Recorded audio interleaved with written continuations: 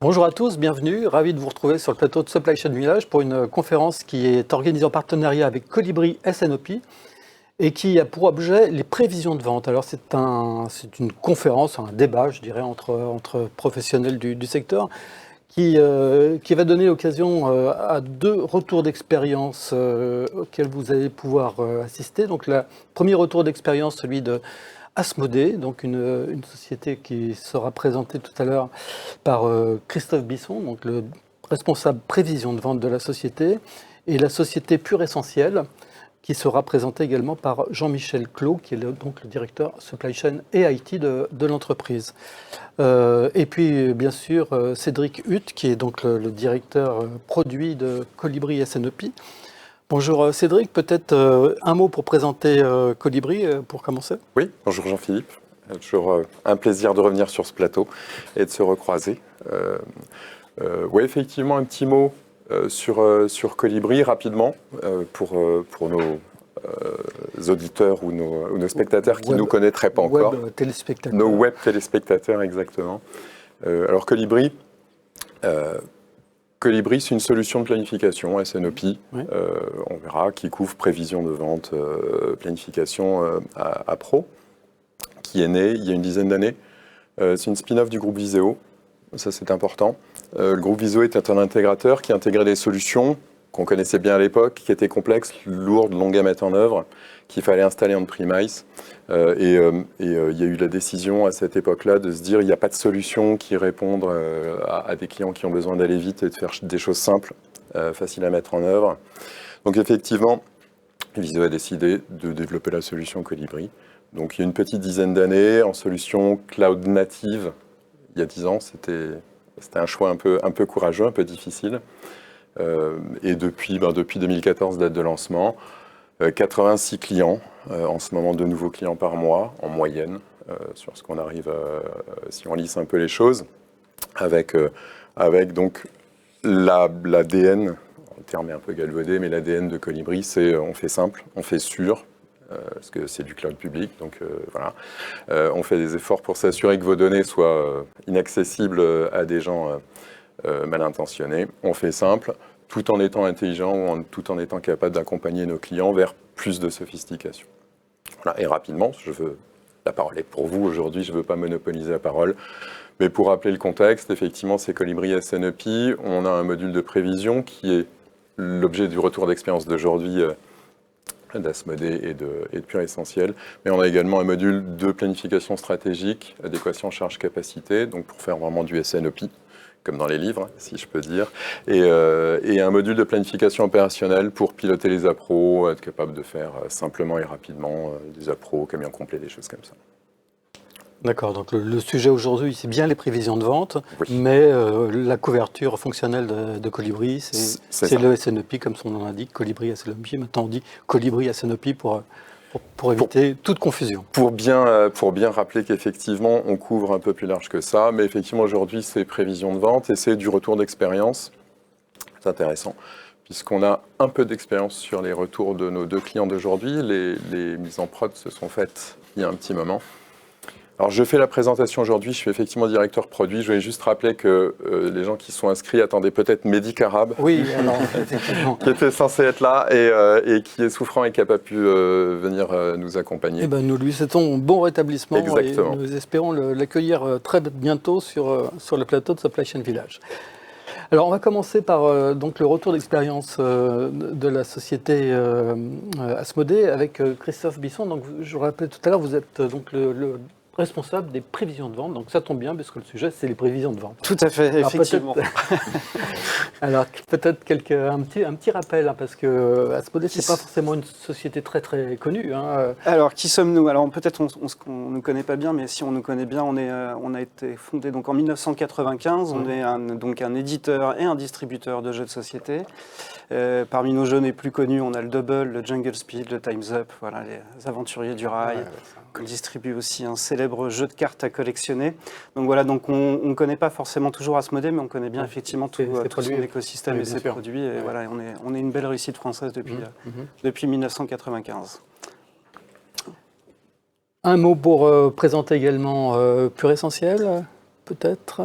Alors Pure Essentiel, nous sommes un laboratoire pharmaceutique créé en 2005 par Isabelle et Marco Pacchioni, avec une vision, celle de créer des produits naturels, 100% naturels, simples et efficaces, pour traiter un certain nombre de pathologies, qui s'est développée depuis 2005 au travers d'une gamme de produits vendus en pharmacie, parapharmacie, en France, en Belgique, et aujourd'hui nous en sommes à 9 filiales et une présence dans plus de 100 pays dans le monde. D'accord. Alors Jean-Michel, vous êtes le directeur supply chain et IT, donc tout à fait. Vous coiffez vraiment toute la partie métier, supply, et également la partie... également la partie IT, ce qui facilite énormément la mise en œuvre de ce type de projet, puisqu'on a à la fois une vision métier de ce qu'on doit implanter sur la partie prévision commerciale, et aussi une vision technique qui nous permet d'accélérer le déploiement de ces solutions-là. D'accord, très bien. On va peut-être revenir sur Asmodée et puis peut-être vous demander quelle était au départ la problématique que vous avez rencontrée et puis comment vous avez fait la connaissance de Colibri et comment ça s'est passé. Est-ce que ça s'est bien passé? Plutôt, a priori. Alors oui, voilà, donc moi je suis arrivé en 2019 chez Asmodée. En fait, mon arrivée est née d'une problématique, c'était celui de comprendre notre volumétrie de stock. Ouais. On sait que le stock, en plus, c'est un paramètre important dans une entreprise, ça mobilise beaucoup de cash flow, donc on avait besoin de comprendre et de mesurer ça, avoir le stock au bon endroit au bon moment.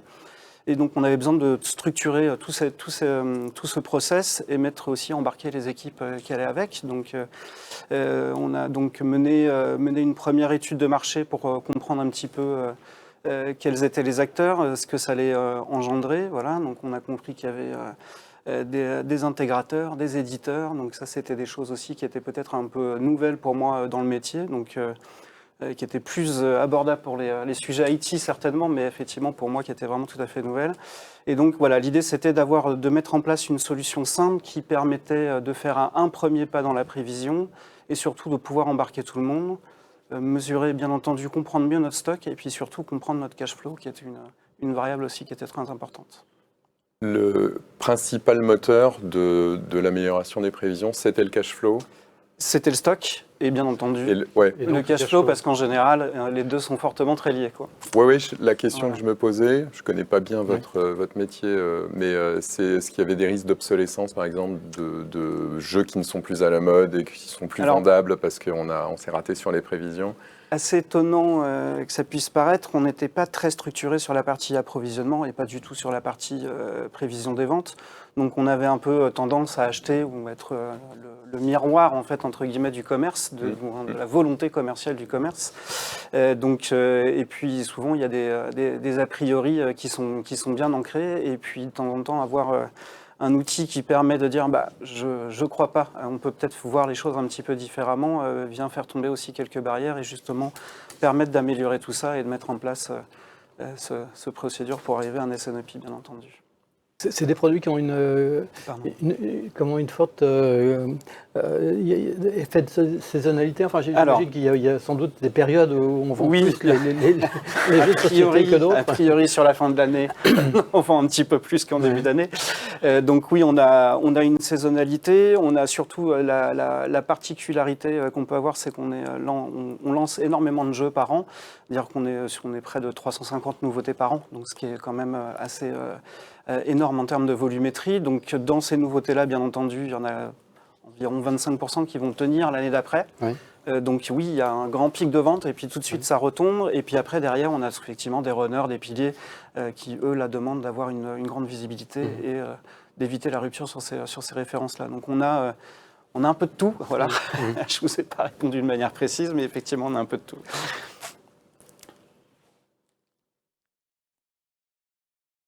Donc les atouts de la solution, comment... alors au niveau quand on a mis en place la solution, déjà c'était quelque chose de simple. Enfin, il fallait que ça soit court en fait pour embarquer tout le monde. Ça c'est quelque chose que j'avais bien identifié dès le départ, c'est-à-dire que On savait que si la solution mettait 6-8 mois, un an à s'implanter pour quelque chose, la prévision des ventes qui est souvent un gros mot pour l'entièreté de l'entreprise, ça pouvait être une phase d'échec.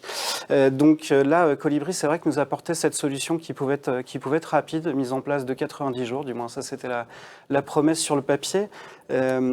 Et donc, ce qui était très intéressant dans cette promesse-là, c'est qu'ils ont réussi à la tenir et ils l'ont doublement tenue. C'est que nous, on a eu le luxe de lancer ça pendant le premier confinement. Donc, c'est ça qui était un petit peu difficile au moment où tout s'arrêtait, pouvoir se réorganiser. Et on a pu effectivement lancer ce projet Colibri. Le véritable go opérationnel de mémoire était arrivé au mois de juillet.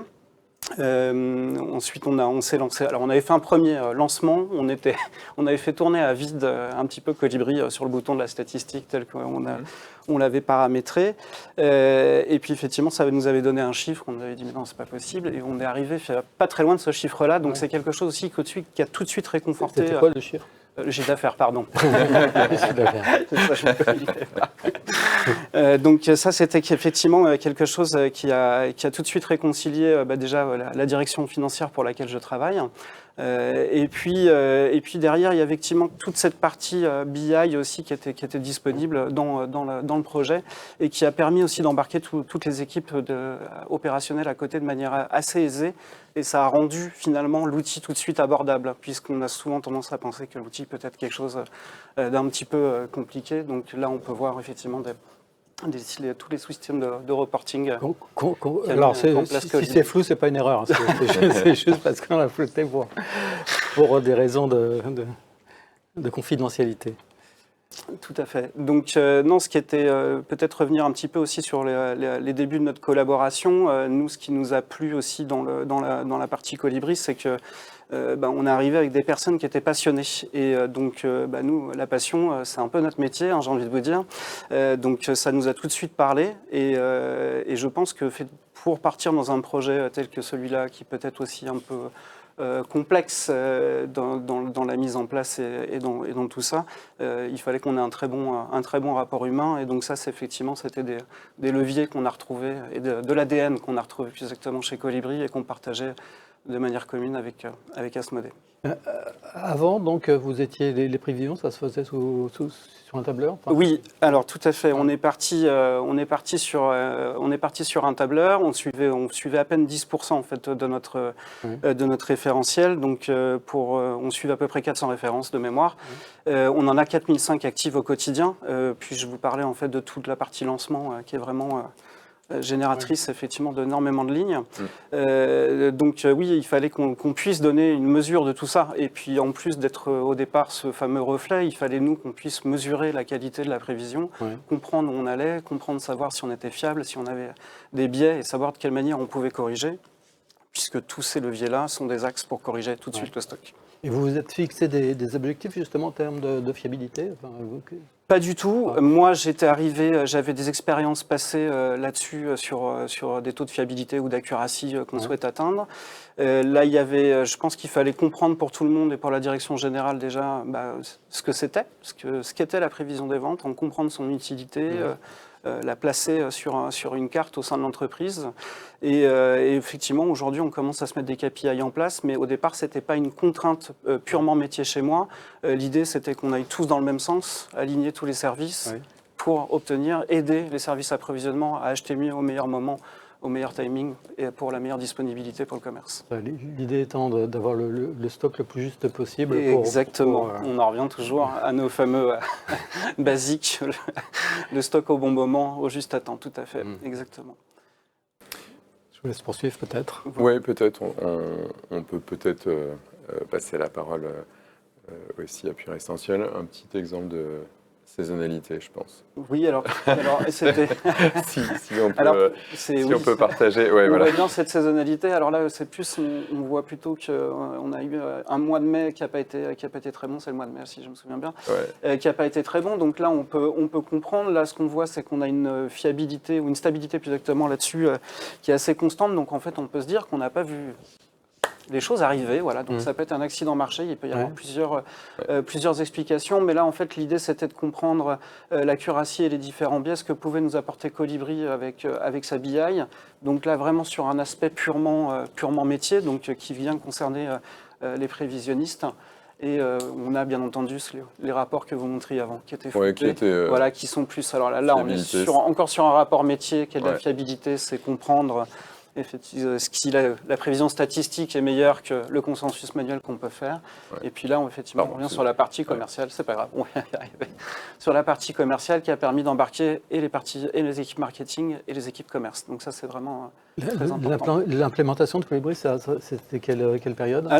On s'est lancé un début mars 2020, donc vraiment tout au début du confinement. Ouais. Et on a vraiment fini... Ce qui explique peut-être le trou au mois de mai, non? Non, pas du tout, on a lancé après. Malheureusement. C'était pour montrer que ça marchait bien. Donc, on a vraiment lancé, on a fini les tests fin mai, début juin, si je me souviens bien. On a fait tourner un peu à vite ce que je vous disais début juillet 2020, et on a vraiment lancé le go live opérationnel courant septembre 2020. Donc, pour notre fin d'année, pendant 60 jours, on a accumulé à peu près les 2 outils. On a très vite abandonné notre premier outil parce que déjà on ne s'y retrouvait pas. Et puis il y avait des performances qui étaient complètement différentes. Colibri nous permettait de se projeter jusqu'à 24 mois. Donc ça, c'était quand même quelque chose de fantastique pour nous. Donc de comprendre où on allait. Et donc on a très vite abandonné la solution. Et puis on ne peut pas garder une solution Excel qui fait 400 lignes, qui est compliquée à maintenir en termes de formules, faire attention que la data est au bon endroit, avec quelque chose qui arrive à vivre de manière maintenant hebdomadaire et sur laquelle on est capable de projeter, d'envoyer des provisions au quotidien vers le service approvisionnement. Donc, avec quand même une difficulté, c'est toujours les nouveaux produits qui toujours très très compliqué à prévoir. Effectivement, et c'était un point sur lequel nous avons énormément challengé au départ Colibri, puisque comme je disais tout à l'heure, sur la partie nouveauté, on a que 25% qui va continuer en année 2 et en année 3 de ces nouveautés. Donc on avait énormément challengé à l'époque Mehdi, Nicolas et Édouard. Eux nous avaient bien expliqué en fait leur outil. Ils avaient été malins, ils étaient venus nous voir en ayant fait déjà une petite démo, en ayant pris 2-3 doubles pour nous expliquer. Donc voilà, on avait aimé cette curiosité qu'ils avaient apportée et ce côté malin. Et derrière, ils nous avaient bien expliqué le fonctionnement, ce qui fait que j'avais pu faire un gros travail préparatoire, moi, sur toute la base article. Ouais. Et ça, je pense que c'est la clé de la réussite pour pouvoir bien s'en sortir. C'est-à-dire que si vous avez une bonne base, après, vous pouvez la croiser dans tous les sens. Et donc, il y avait toute cette possibilité de mettre en place des attributs, voilà, au sein de Colibri. Cédric vous expliquera ça bien mieux que moi, mais c'est, on va dire, des marqueurs pour les produits, hein, c'est ça, des marqueurs. Et donc, avec ces attributs, dire tel et tel produit a tel et tel type d'attribut. Donc, a priori, on va pouvoir se dire qu'il va se comporter de telle et telle manière. Et ils ont tout un système de mimétisme au sein de l'outil qui nous permet justement de donner une projection. Après, ça n'empêche pas d'apporter une analyse qualitative dessus, hein, mais bien entendu, mais ça permet de donner une première projection, et ça, aujourd'hui, on commence à se pencher beaucoup là-dessus. Peut-être un mot, Cédric, pour... Oui, effectivement. Alors ça, c'est vraiment typique de ce métier où on a essentiellement des lancements, où ce n'est pas les calculs statistiques traditionnels qui peuvent beaucoup aider. En revanche, dans une logique toujours faisons simple et facile à comprendre et à utiliser, la capacité de dire j'ai un nouveau produit, il va se comporter à peu près comme celui-là, qui avait les mêmes attributs, les mêmes caractéristiques, de mettre la référence date à date et de dire voilà, génère-moi une prévision qui... Voire même sur tel réseau. Sur tel réseau, alors par réseau et décalé dans le temps parce que ça ne diffuse pas au même moment sur chacun des canaux de vente. Mais alors oui, c'est vrai, merci de le rappeler, de pouvoir justement s'inspirer de lancements et par réseau ou par canal de distribution. Parce qu'on constate que dans plein de métiers, c'est souvent décalé et voilà. Donc c'est vraiment dans la logique de simplifier la vie des utilisateurs sans se lancer dans des choses complexes à paramétrer, à mettre en œuvre et encore plus complexes à interpréter. J'aurais d'autres questions tout à l'heure, mais peut-être qu'on va passer à Pure Essentiel. Jean-Michel Clos, donc vous êtes directeur supply chain et IT de Pure Essentiel. Quelle a été la même question que précédemment? la problématique à laquelle vous étiez confronté et quelle démarche vous avez mise en place pour résoudre justement ces problèmes. Alors, Pure Essentiel est une entreprise relativement jeune, hein, comme je l'ai dit tout à l'heure, fondée en 2005. On a eu une croissance assez importante au cours depuis 2005, hein, quasiment plus de 10% par an depuis la création. À un moment donné, en 2019, on a senti le besoin de vraiment structurer la fonction supply chain. Parce qu'avant 2019, on faisait quasiment pas de prévision de vente, il n'y avait pas de communication avec les filiales. On parle quand même d'un groupe familial réparti sur 9 pays géographiques. Donc ça ajoute un facteur de complexité dans la supply chain. Les prévisions commerciales n'étaient pas mesurées sur le plan de leur fiabilité. Et on avait des fonctions appro, des fonctions supply qui étaient plutôt tout le temps sur la défensive. Donc on a senti à un moment donné la nécessité de se structurer. La structuration a commencé par la mise en place d'un processus S&OP qui visait à parler stock, prévision commerciale avec les filiales. Donc on a commencé à instaurer cette culture supply chain. Et Colibri a été finalement une brique de plus dans la mise en place d'une maturité supply chain chez Pure Essentiel. Donc, qu'est-ce qu'on cherchait quand on a voulu se doter d'un... Pardon, quand vous dites une brique en plus, ça veut dire qu'il y avait déjà un ERP, il y avait déjà une... On avait déjà un ERP qu'on a continué à structurer depuis 2019 pour en faire tourner la planification, on va dire, court et moyen terme.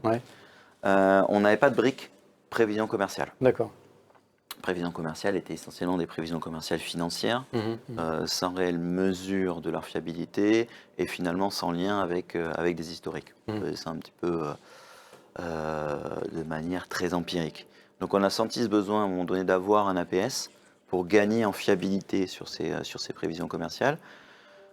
Comme on reste malgré tout une PME ou une ETI, on voulait quelque chose de simple et surtout de facilement compréhensible par des fonctions commerciales. Parce qu'on voulait vraiment faire un outil de dialogue entre les fonctions supply chain et les fonctions commerciales pour justement alimenter des débats lors des réunions S&OP. On ne voulait surtout pas de système expert en mathématiques avec des algorithmes compliqués, incompréhensibles des équipes. Moi, personnellement, je n'ai jamais été très bon en maths, donc au moins on a un outil qu'on comprend, on sait comment ça tourne, ce qui sort, et du coup, nos interlocuteurs aussi ont confiance en l'outil. Et effectivement, aussi les drivers étaient les mêmes, hein, c'est réduire nos stocks, augmenter notre taux de disponibilité produit. Donc j'imagine que vous avez regardé un petit peu le marché, vous avez dû voir plusieurs éditeurs. Et on a commencé effectivement notre tour de table des différents éditeurs en fin du confinement pour démarrer un go live en mi-2021 avec Colibri. Qu'est-ce qui vous a fait choisir Colibri? Enfin, quels ont été les éléments un petit peu décisifs pour choisir cette... L'ergonomie de l'application. Vraiment, c'est une application qui est très simple de prise en main. Vous devez corriger vos historiques et quand vous devez mettre des prévisions consensus, c'est extrêmement simple. La compréhension des modèles mathématiques est aussi très simple. Et surtout, la partie collaboration, on a des écrans qui nous permettent aujourd'hui avec les commerciaux de mettre leurs offres, leurs différents événements, leurs promotions commerciales. Et donc, on a un vrai dialogue aujourd'hui grâce à l'outil. D'accord. Donc, le contexte, donc c'est plutôt la constitution d'un historique. Donc, vous avez mis en place... En fait, le contexte était celui d'une supply chain qui était très peu mature, qui était vraiment dans des fonctions administratives. Colibri, aujourd'hui, nous a permis d'être vraiment une fonction centrale. C'est-à-dire que le budget aujourd'hui 2023, pour les pays qui sont aujourd'hui déployés sous Colibri, à savoir la France, la Suisse et la Belgique, seront faits à partir de Colibri. D'accord.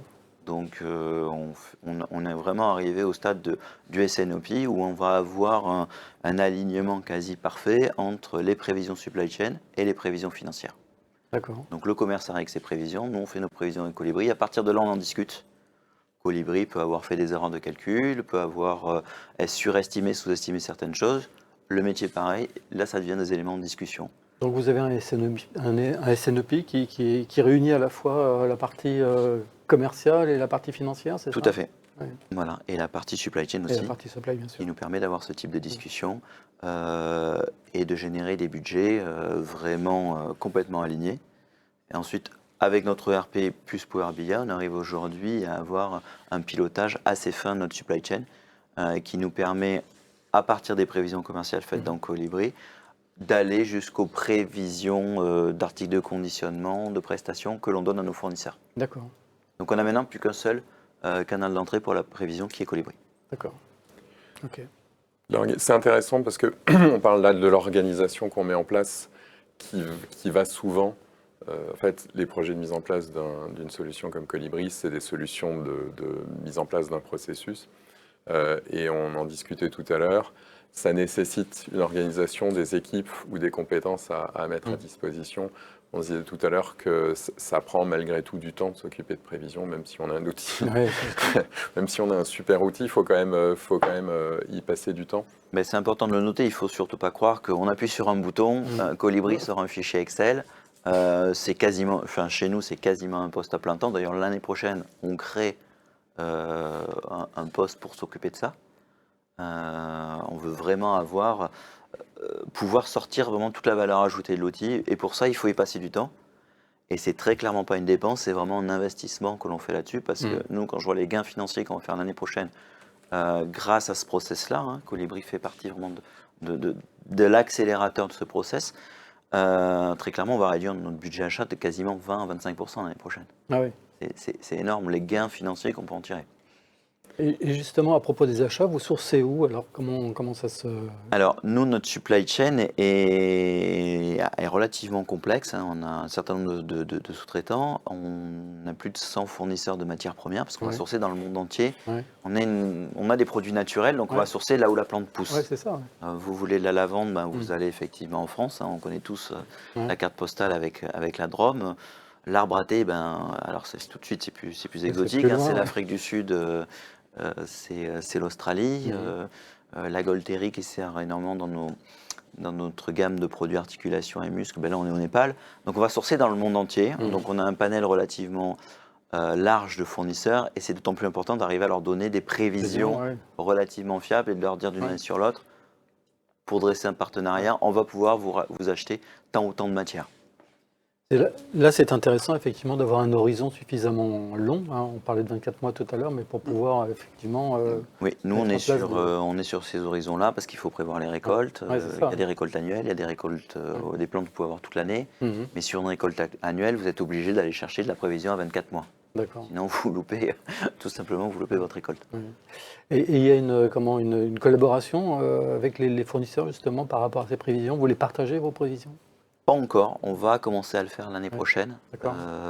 On les partageait, mais pas de manière aujourd'hui très professionnelle. Et l'année prochaine, on va pouvoir partager ça pour une raison relativement bête et pragmatique, c'est que ça prenait beaucoup trop de temps avant de faire des prévisions aux fournisseurs. Donc, quand vous passez 1 heure ou 2 heures à faire une prévision fiable de matière première aux fournisseurs et que vous en avez 100, voilà, vous ne le faites pas pour tout le monde. Là, aujourd'hui, on est quasiment, j'exagère à peine, on appuie sur un bouton, on a nos forecasts d'achat par fournisseur sur 24 mois. D'accord. Et donc, vous avez plusieurs milliers de références, c'est ça On a aujourd'hui 1500 références, quasiment 1500 références actives, produits finis. Avec les matières premières, les articles de conditionnement, on est autour de 5-6 000 références actives. Et là, les difficultés auxquelles vous êtes confrontés, il y a une forte erraticité de la demande ou alors c'est relativement stable? On a des gammes saisonnières quand on traite des produits comme l'anti-pique, produits anti-moustiques, l'anti-poux. Là, on est sur des gammes saisonnières. On a des gammes aussi saisonnières quand on crée des pathologies respiratoires. L'erraticité de la demande, oui. Elle est là, mais elle est souvent liée à des phénomènes exogènes. Vous avez une invasion de moustiques, vous allez vendre plus. Vous avez une augmentation de la pathologie. Des punaises de lit, par exemple. Des punaises de lit, exactement. On a des produits qui permettent de façon naturelle de résoudre la problématique des punaises de lit. L'erraticité de la demande et surtout la difficulté à forecaster les petits pays. D'accord. Et aussi les gros pays. Et pourquoi c'est plus compliqué les petits pays? On a un historique qui est relativement plus faible et puis les accélérations sont plus rapides et surtout quand on accélère sur des petits volumes, c'est tout de suite plus compliqué à gérer. Oui, bien sûr. D'accord. Ok.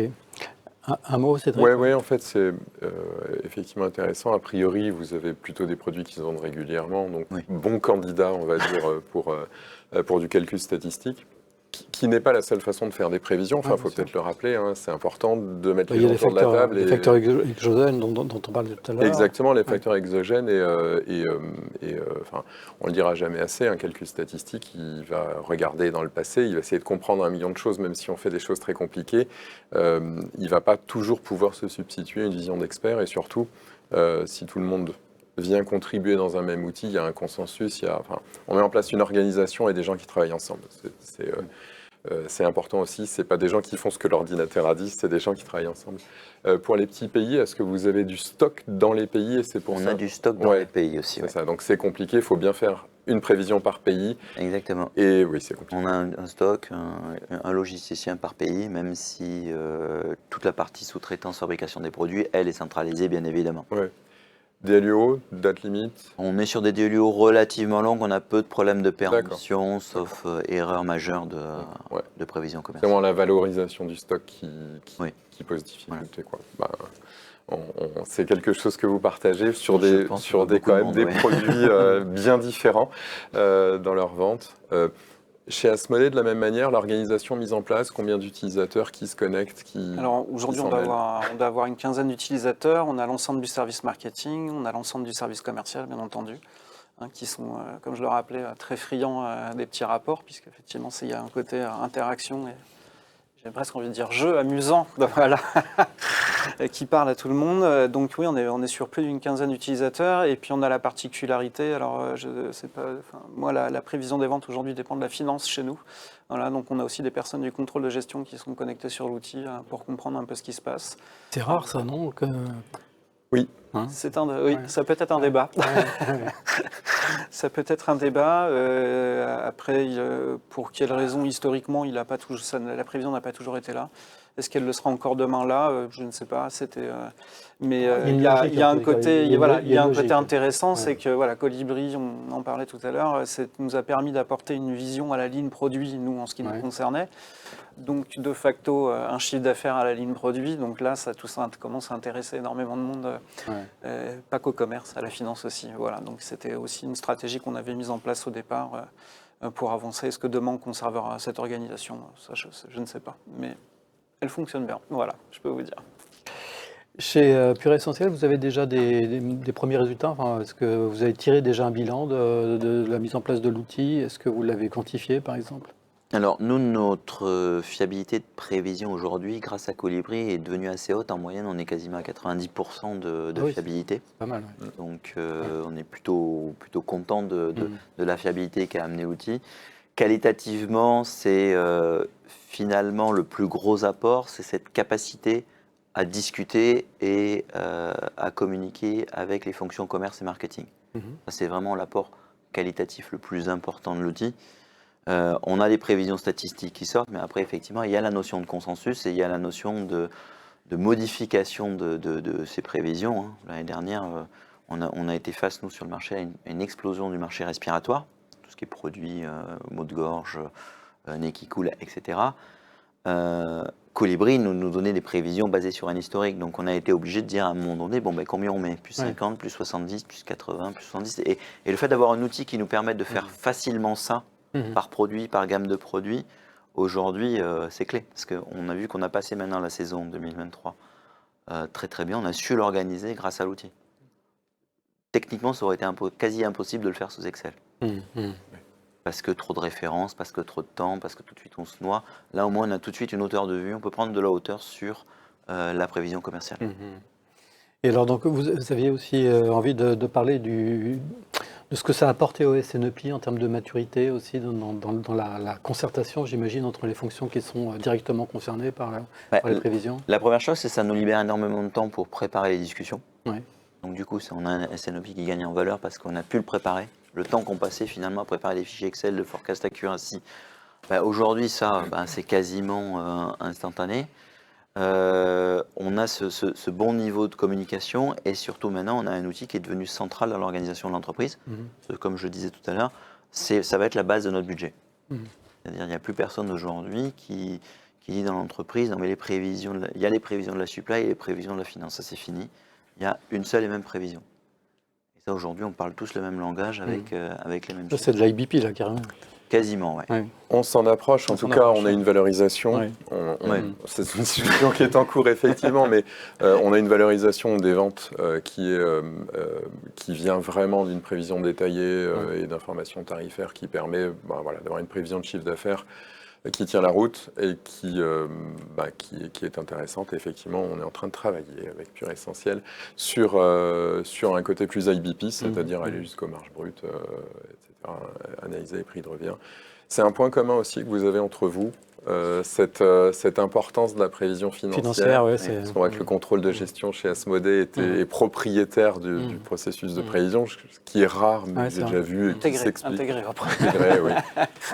Enfin, c'est une tendance quand même. Hein, oui, et qui a du sens. Enfin, ça me paraît. Oui, c'était le cas chez Pure Essentiel aussi, ouais. Ouais, alors.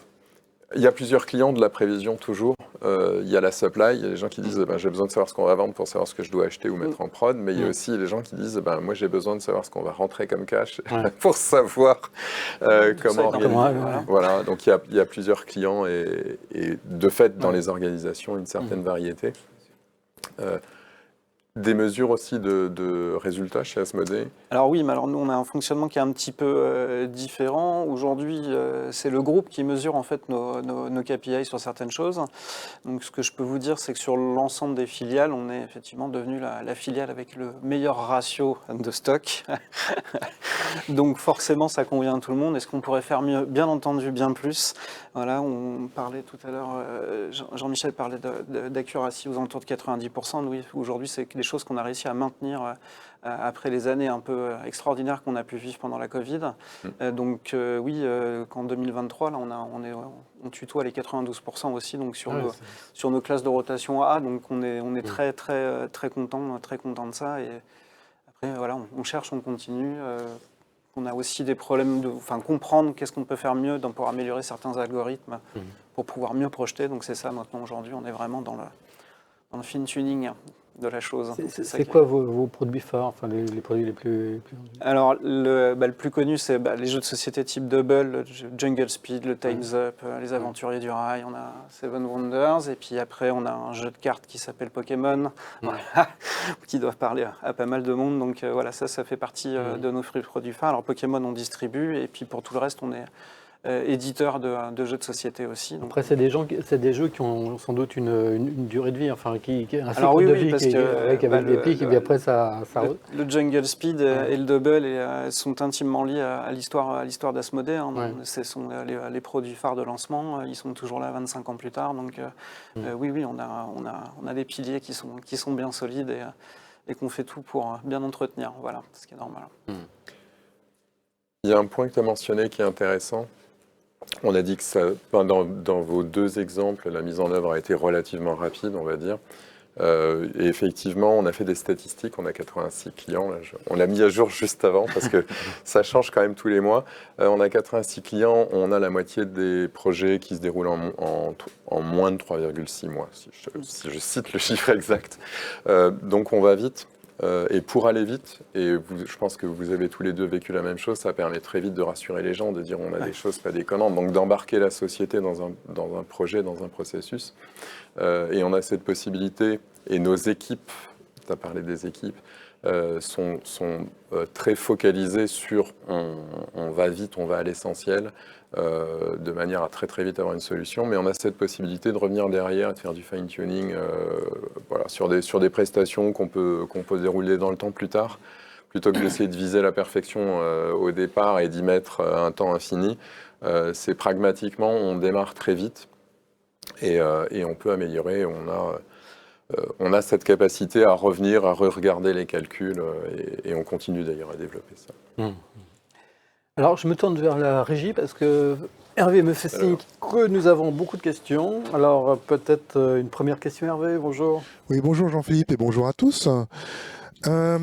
Comment mettre en place un outil SNOP si les données ne sont pas totalement fiables? 3 mois de mise en place, certes, mais combien de mois, voire d'années d'itération avant d'avoir un modèle satisfaisant? Alors, qui souhaite répondre? Je vais bien répondre.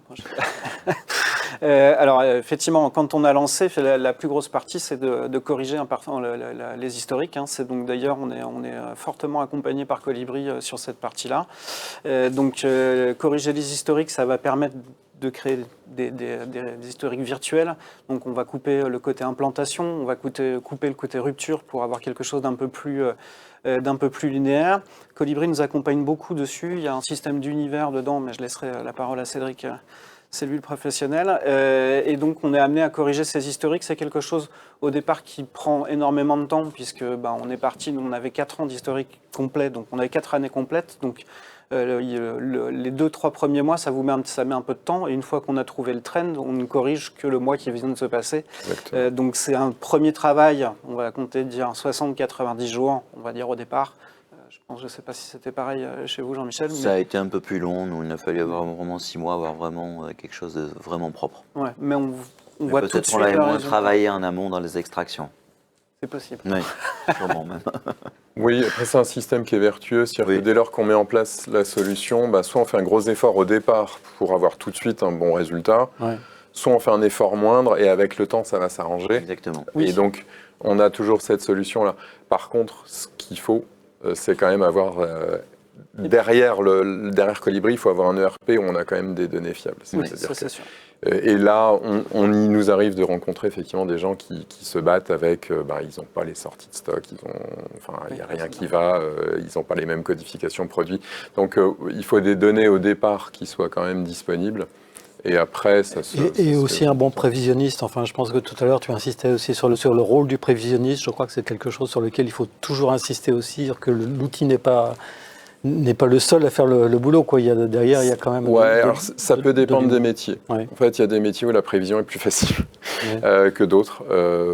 Sur l'ensemble de nos expériences, mais j'ai vu des ventes de farine ou de chocolat où quand on regarde les courbes, on se dit que c'est un rêve de statisticien, tellement c'est régulier et peu perturbé. Et là, on a 2 exemples où ça peut être largement complexifié. Donc, dans ces métiers-là, oui, c'est bien d'avoir quelqu'un qui a le métier, qui connaisse la société. Je peux aussi peut-être prendre la question suivante. Oui. Il y en a beaucoup. Hervé. Avez-vous un CRM? Et si oui, comment la force commerciale a-t-elle accepté le fait de s'impliquer dans un outil supplémentaire? Alors, je peux répondre. Nous avons un CRM. On a renouvelé le CRM juste après Colibri, d'ailleurs. Pour moi, c'est 2 thématiques complètement différentes. Ça n'a strictement rien à voir. Le CRM, c'est un outil qui permet de connecter clients, d'avoir l'insight client. Chez nous, de calculer des conditions commerciales, de prendre des commandes. Colibri, il est en amont, il est là pour faire des prévisions commerciales. Nous, l'acceptation de Colibri, elle a été simple parce qu'avant, on avait un canal de communication avec le SNOP qui nous permettait justement de parler à la force commerciale, d'avoir une instance mensuelle dédiée aux prévisions de vente. Et Colibri, finalement, est venu s'insérer dans ce processus-là. Donc l'adoption a été relativement simple de ce point de vue-là. Non, pas du tout, pas chez moi. C'est bien séparé. Donc il n'y a pas eu d'impact. Peut-être un mot. Je pense qu'il y a des métiers où la question se pose plus. Les gens qui travaillent sur grosses commandes, appels d'offres, chantiers. C'est ça, oui. Voilà. Où là, effectivement. C'est des cycles plus longs, peut-être. Oui.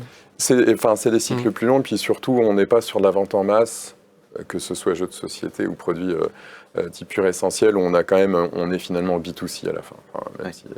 Par contre, si vous vendez, je ne sais pas, des entrepôts spécialisés, des entrepôts, où là, effectivement, on va vraiment avoir à gérer un certain nombre d'appels d'offres. Et là, un CRM peut être important. Mais la bonne pratique est sans doute d'interfacer le CRM avec un ERP pour consolider l'ensemble de la demande à un endroit propre et d'envoyer ça à un outil de prévision derrière. Merci. Hervé? Comment est structuré le portefeuille produit d'Asmodée? Est-ce qu'il y a des familles et comment arrivez-vous à agréger? Alors ça c'est une très bonne question parce que quand moi je suis arrivé, déjà la définition des familles produits était quelque chose de complexe en interne au niveau du marketing ou du commerce et même au sein du commerce, elle pouvait avoir des notions un peu différentes. Donc aujourd'hui, nous on a cette particularité sur la France d'être greffé à l'ERP Group. Et donc c'est le groupe qui c'est le Master Data Group qui détermine les groupes de familles. Mais en fait, aujourd'hui, moi, je ne fonctionne pas tellement par le groupe de famille, je vais plutôt fonctionner par mes cycles de vie et par mes classes de rotation, hein, pour pouvoir driver mes slots de produits. Voilà. J'espère que ça répond à la question. Je crois bien, oui. Est-ce qu'il y a d'autres éléments, on parlait tout à l'heure des facteurs exogènes, que vous prenez en compte justement dans les prévisions pour les adapter, je dirais, à certaines données? Je pense par exemple à des éléments que vous pouvez détecter sur la toile, des influenceurs, des choses qui permettraient peut-être de modifier, d'apporter des... Oui, Oui. alors bien sûr, je pense que c'était aussi, et pour vous aussi, le choix de choisir Colibri, c'est qu'on a cette possibilité de venir greffer des zones d'événements ou de promotion qui vont dépendre peut-être d'influenceurs, etc. Mais voilà, mais qu'on va donc recevoir un input marketing ou commercial. Alors dans ce sens-là, on va pouvoir effectivement l'identifier tout de suite, l'isoler. Donc ça, c'est quelque chose qui est très confortable dans notre vie de prévisionniste, de pouvoir donner cette visibilité. Et oui, on vient bien entendu enrichir avec des opérations promotion, alors ça peut être des box ou des choses comme ça. On vient justement, nous on est même venu détailler ce volume-là sur nos produits en vrac pour donner cette information à notre service d'approvisionnement qui lui va venir récupérer et anticiper pour la fabrication des box derrière, des choses comme ça. Donc oui, on a poussé. Voilà. Pareil, sans doute chez Pure Essentiel. Exactement pareil, c'était vraiment pour moi en plus l'élément de prise de décision, ça en faisait partie, cette capacité à intégrer de l'exogène et des données externes. D'accord, d'accord. Les produits ne sont pas météo-sensibles, il n'y a pas de variation en fonction de la météo, si on joue plus quand il pleut? De la météo, non, on joue plus quand on est enfermé, ça c'est sûr. On joue, alors c'est sûr qu'il y a des saisons, hein, Pâques, Noël, en fond, sont des grandes saisons. Après, on a des jeux qui sont plus orientés sur le début d'année, il peut y avoir des saisonnalités, et après il y a des choses qui répondent au marché, aux besoins du marché. Ça peut être un petit jeu rapide ou un jeu un peu plus long qui va avoir une mécanique. Enfin, il y a plein de petits paramètres. Mais oui, on vient nous interférer. Enfin, quand on vient faire nos analyses, on passe par là, par cet aspect tarifaire aussi, qui est un point qu'on avait fait rentrer dans Colibri, puisque moi, quand je suis arrivé justement chez Asmodée, comme je venais pas du tout de cet environnement-là, il fallait que j'ai des repères. Donc, il me fallait comprendre ce que voulait dire la référence, en plus, sans forcément y avoir joué toujours. Donc il y avait effectivement plein de repères tarifaires, de cycles de vie, de dates de mise sur le marché, autre chose comme ça. Ces fameux petits attributs dont on évoquait tout à l'heure, tout au début, voilà, qui nous permettent de mieux comprendre. Hervé ? Avez-vous une réflexion autour de la valeur ajoutée de l'IA dans les prévisions et quelle est la réflexion de Colibri sur ce sujet ? C'est pour moi. On en a beaucoup. Effectivement, on a une démarche, sur ce qu'on se disait, on tient à une chose, c'est que Colibri reste un outil qui soit facile à mettre en place et voilà, avec lequel on puisse démarrer très rapidement. Donc ça veut dire des calculs statistiques, on va dire, qui soient faciles à comprendre. C'était exactement ça qu'on se disait tout à l'heure, qui soient faciles à comprendre, sur lesquels on puisse se mettre en confiance. Ça fait bien longtemps que les utilisateurs n'ont plus besoin de comprendre comment marchent les algorithmes de prévision, bien entendu. Par contre, il s'agit quand même d'être en confiance et quand on regarde une prévision donnée, être en capacité de demander, même de demander au support, au consultant qui a mis en place la solution, pourquoi la prévision est comme ça. Et donc, quand on démarre, on met en place effectivement des algos qui sont un niveau élémentaire d'intelligence artificielle. On ne va pas rentrer dans le débat de ce que c'est l'IA, mais effectivement, une métaméthode, c'est-à-dire quelque chose qui va choisir automatiquement la méthode qui aurait donné les meilleurs résultats dans le passé, avec les paramètres qui auraient donné les meilleurs résultats dans le passé, mais qui est l'état de l'art de la prévision maintenant depuis quelques années, et ça permet de démarrer très très vite. Et avec des configurations de calcul, là aussi sans rentrer dans les détails, on sait faire des calculs partiels à des niveaux agrégés. Voilà. Donc nos consultants savent très très vite ce qui va fonctionner et savent très très vite mettre en place une solution qui va donner des résultats honorables très rapidement. Et on en parlait, on a la capacité d'aller plus loin et on continue à travailler là-dessus. On est en train de monter une offre effectivement, où on va soit simplement analyser les paramétrages, les niveaux d'agrégation, calculer quels sont les produits saisonniers, quels sont les produits réguliers, faciles à prévoir, etc., de manière à améliorer, en continuant à utiliser des algorithmes, les séries temporelles, des algorithmes classiques qui continuent à donner d'excellents résultats dans les compétitions internationales de calcul statistique. On sait quand même passer un peu sous le tapis, mais ça continue à être difficile à battre par l'IA, ces calculs-là. Mais effectivement, on est en train de monter une offre où on fait appel à ce qui se fait en ce moment en termes d'IA pour pouvoir aller plus loin. Donc ça, c'est travail en cours sur certains de nos clients, on va dire early adopteurs ou bêta-testeurs. Mais on est effectivement en train de monter cette offre-là qui permet de... Sur un nombre limité de références, par exemple? Non, surtout pas. Surtout pas. Non, surtout pas. Enfin, le propre de l'IA, du machine learning dans l'IA, c'est justement d'avoir un calcul qui est global, de découvrir des corrélations, de découvrir des choses comme ça. Donc, on a différentes étapes, on a prévu d'avoir différents degrés de maturité, mais c'est intéressant de faire l'analyse au global, de trouver les corrélations, les regroupements. Les corrélations qui parfois sont fallacieuses. Alors, ça c'est un de mes sujets préférés. Oui, elles sont souvent fallacieuses. Après, si je regarde les ventes des jeux d'Asmodée, si je trouve des corrélations, elles ne le seront sans doute pas. Mais oui, il y a des sites internet qui recensent des corrélations étonnantes et qu'il est toujours bon d'aller voir pour se méfier, même quand on lit la presse. Donc, on a cette capacité à accompagner les gens et aller un petit peu plus loin dans les calculs. On est en train de tester tout ce qui se fait actuellement sur le marché. Pour accompagner les clients dans une deuxième. On a vaguement abordé la question des promos tout à l'heure. Comment vous les gérez, vous, les promos? Est-ce que vous avez souvent des promos avec vos distributeurs? Comment ça se passe dans l'outil? Oui, c'est le principal moteur de la mécanique commerciale. C'est la condition commerciale et la promotion ou l'offre promotionnelle. Comment elles sont gérées donc, au niveau des prévisions? Ça peut être géré soit sous forme d'un article. Un article, dans ce cas-là, on met une prévision, on estime avec le commerce la prévision. D'accord. Quand c'est des offres entre guillemets virtuelles ou une promotion qui porte sur un article qui est déjà existant, là on va mettre du plus ou du moins en réunion consensus, tout simplement. On le gère par l'écran consensus. Tout à l'heure, je vous ai demandé comment vous gériez la relation avec les fournisseurs. Je pose la même question avec les distributeurs. Est-ce que vous partagez aussi ces prévisions? Est-ce qu'il y a... Non, il n'y a pas de... Aujourd'hui, c'est pas à l'ordre du jour et pas très pertinent dans notre métier. Non. Nous, on va essentiellement en pharmacie, parapharmacie, donc on est sur un canal relativement fermé et large, donc on n'a pas ce besoin-là. Et vous? Moi, si. Le commerce, effectivement, est amené à faire des points avec les centrales, les choses comme ça. Donc, effectivement, ils partagent le passé, pas forcément l'avenir, mais au moins le passé, puisque on a tout le système Power BI a été vraiment structuré. Je crois que pour nous, on a poussé un peu les choses un peu loin. Et c'était aussi l'idée pour pouvoir embarquer tout le monde. Donc oui, aujourd'hui, c'est grandement utilisé et avec nos distributeurs, tant qu'avec nos éditeurs, justement pour leur montrer ce qui se passe et comment ça se passe et comment c'est réparti.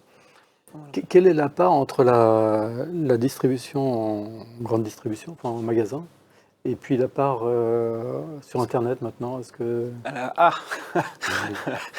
J'imagine que la part sur Internet devient de plus en plus... Oui, alors la part sur... Après, vous avez des enseignes qui sont en classique et aussi sur Internet, et puis il y a des enseignes spécialisées que sur Internet.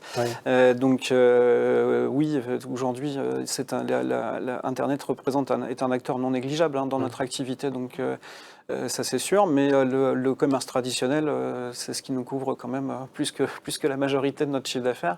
Et puis nous, on a quand même une moitié de nos clients, ce sont des petits magasins, des spécialistes, des passionnés du jeu de société qui vont venir acheter quelques boîtes, etc., pour pouvoir revendre à leurs clients, offrir. Donc voilà, donc on a énormément de tout petits clients et qui font, c'est ça aussi notre... Il y en a de plus en plus, des petites boutiques spécialisées dans les...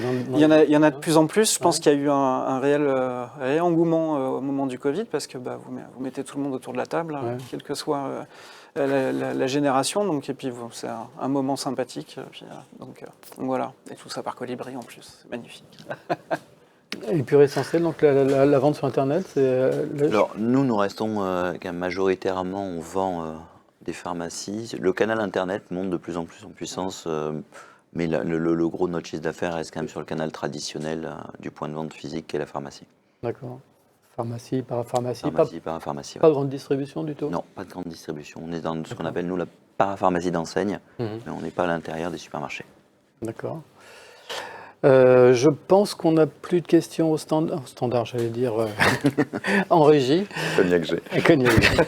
Je parle d'un monde englouti. Cédric, peut-être un mot de conclusion ou Volontiers, un petit commentaire donc, sur ces expériences très passionnantes, hein, parce que Déjà, merci d'être venu témoigner. En tout premier, effectivement, malheureusement, je suis arrivé après les projets Pur Essentiel et Asmodée chez Colibri, donc je ne les ai pas vécus en direct. Mais je pense qu'ils sont assez représentatifs des projets qu'on mène, avec effectivement une équipe projet qui est très enthousiaste et très dédiée et très, comme je le disais tout à l'heure, très focalisée déploiement rapide. Ça, c'est une première chose. Et j'allais dire aussi peut-être représentatif du tissu industriel que vous adressez des grosses PME, quoi. C'est un petit peu ça? On s'adresse à des gens qui... on s'adresse effectivement à un tissu de PME, on vise pas l'euro 50, on ne vise pas les très grosses sociétés qui ont accès à d'autres solutions dont on parlait auparavant, qui sont plus longues, plus coûteuses, plus complexes à maintenir. Ce qu'on a constaté, c'est que... même dans les grosses sociétés, on a par exemple un turnover dans les équipes supply qui est un vrai souci en ce moment. Enfin, le recrutement de spécialistes supply, c'est vraiment compliqué. On a un gros turnover, donc même si on est très content d'une solution, il faut garder en tête qu'il faut qu'un nouvel arrivant qui vient remplacer l'ancien prévisionniste, l'ancien apprévisionneur, puisse très rapidement monter sur la solution. Donc ça, c'est vraiment quelque chose d'important.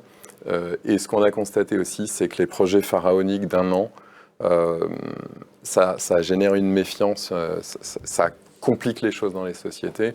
Et faire des projets rapides, même si, c'était assez intéressant, même si on a un espèce de premier run et puis on continue un peu en double gestion, où je crois qu'il y a, alors je ne sais plus lequel de vous deux, mais qui a même démarré avec des interfaces manuelles en Excel au début.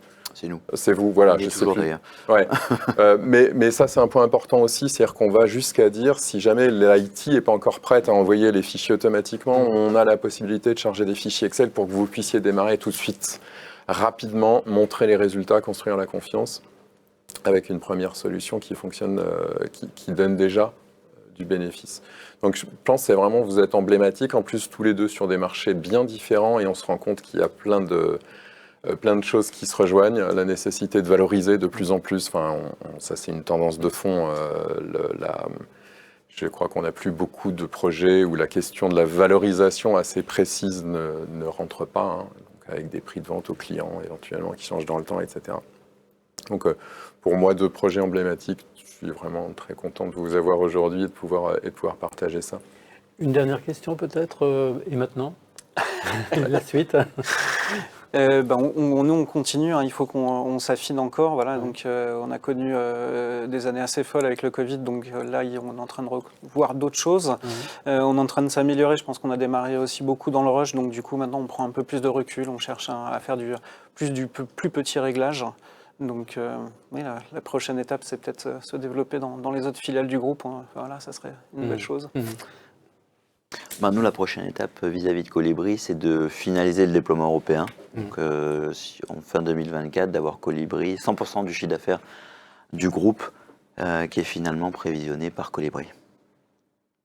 Très bien, écoutez, merci beaucoup. J'aime bien toujours quand on parle de prévision de vente, cette formule qui me paraît tout à fait adaptée à la circonstance. Prévoir, c'est se tromper, ne pas prévoir, c'est se tromper encore plus. Merci en tous les cas beaucoup pour ce témoignage. Et merci à vous de l'avoir suivi. Merci à Colibri et Sanopi. Et à très bientôt pour une nouvelle mission sur le plateau de Supply Chain Village.